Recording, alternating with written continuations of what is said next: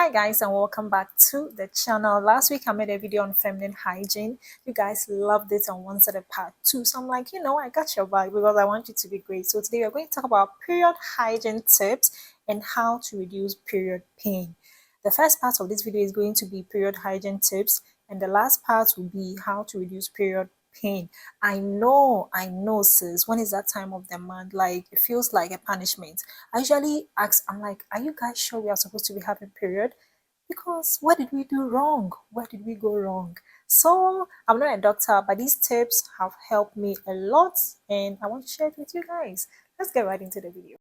You can bank on it. You can put 100 grand on it. Anything I said, I'll stamp on it.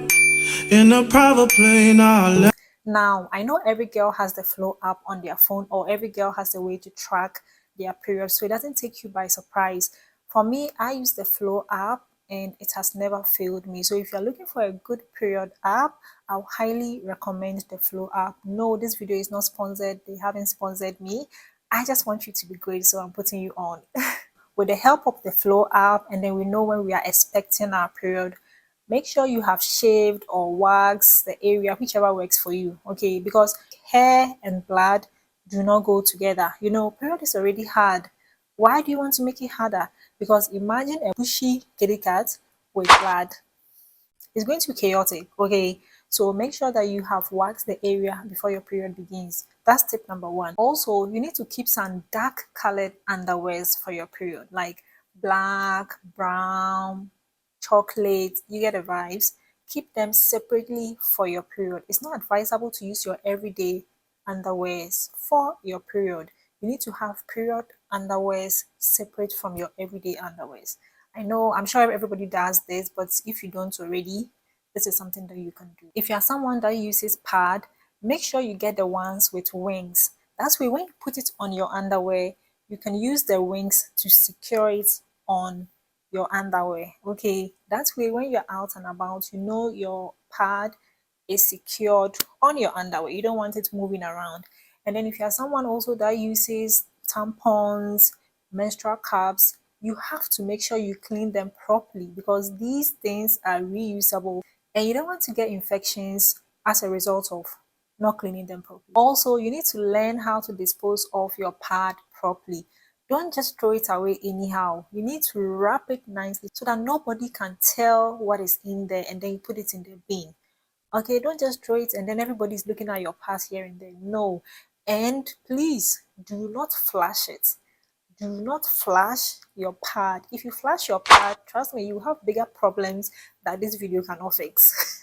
However, when you are leaving the house, you need to have extra underwear and extra pad on you because you don't want any surprises whilst you are out and about. Okay, and you also have to change your pad every 2 to 3 hours depending on how you flow. If you are a heavy bleeder, please do not think that, oh, you're going to use a lot of pad, so you'll not be changing. Please change because you don't want to get any infections. I spoke about this in my other video, but I'm going to mention it again. Have a good feminine wash to combat period odor. For me, I'll recommend honey pots because that's what I've used and it's good. But I know there are so many other good ones on the market that you can try out. Avoid scented soaps. Do not take any scented soap around that area. Get the right soap to do the right job. You don't want to throw off your pH balance. When going to bed, you need to get washable bed pads or towels to avoid staining your mattress. So you're going to place these towels at where your bum will be on the bed because you're going to be sleeping for 8 to 9 hours and a lot can happen during that time. And you don't want to stain your mattress. Mattresses are expensive, and once you stain it, those things do not come off easily. Okay, when you stain your mattress, you flip it over. If you don't put any towels or something there, you're going to stain it and you're going to keep turning it and you're going to ruin your mattress completely. So this tip is very, very important, especially the first, second day of your period. You need to protect your mattress. A week before your period, you have to make sure that you are drinking a lot of water. Even if you are not thirsty, please drink water. This will reduce odor during your period. I mentioned this in my other video. I don't know if any of you have tried it yet. Let me know in the comment section. It's going to, you know how sometimes like when you get your period, even when you are sitting down, you can smell it. You can smell it.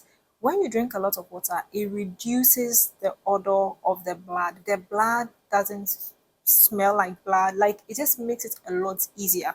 So make it a point to be drinking a lot of water and you will thank me later. For my next step, I know a lot of people are not going to be happy with it, but I just have to say it. Okay, if you are somebody that drinks, like if you like alcohol and you drink alcohol, it is going to impact the odor of your period and even your general odor, your smell. If you want your hygiene to be top notch, you really need to stop drinking or limit it. Whatever you think you can do to help yourself, you have to do that. I really cannot tell anybody what to do, but if you want to be that girl, you know what to do. Another tip that has been a game changer for me is to use perfume oils. What you do is that you take portions of and then you wrap it in between your thigh. On your thigh, please, I didn't say the area. Don't go and put it there and say I said it. You wrap it on your thigh, like just on your thigh. Okay. That way you feel fresh, and anytime like you are just chilling with people, you are not worried about, oh, do you can they smell what is going on down there?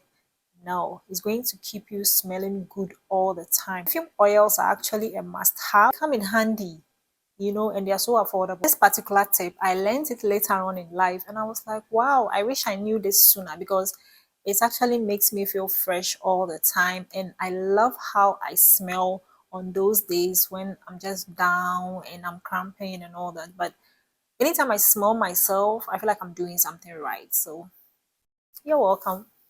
Another thing that really helps when I'm on my period is lemons. I mentioned that in my other video. If you haven't seen it, please go and see it because I showed you how to use the lemons and you know. So I don't think I have to talk too much about lemons in this video. I'll make a separate video on how you can use lemons to brighten your underarm and in between your thighs and all of those places. So if this is something you would like, let me know and I got your back. Now, I'm going to share with you some of the things that I do to reduce period pain. I'm not a doctor, but these tips have really helped me. And I also do a lot of research online. I don't just pick up my camera and start talking. If you are somebody that likes to eat sugary stuff, like you eat a lot of sugar, that could be contributing to period pain. If you want to reduce period pain, you would have to consider your sugar intake. This is very, very important. Aside the fact that it causes like a lot of pain during your period, it also has other health implications that you don't like. So cutting down on sugars and certain unhealthy food will really go a long way to make your period a breeze. Raspberry herbal tea is known to ease period pain. If you are somebody that bleeds too much, like you yourself, you know that maybe your period is too much, it's out of the norm. Raspberry tea is known to help with that.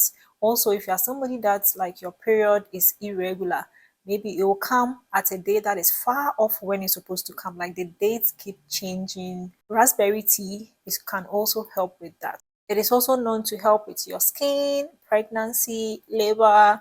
I can keep going on, but we are talking about periods here, so let's stick to the period. But if you're interested in raspberry tea, you can Google it and read about it, do your own research, and then you have a reason to add it to your lifestyle. It also smells so good, so it's very easy to drink. I do not add sugar.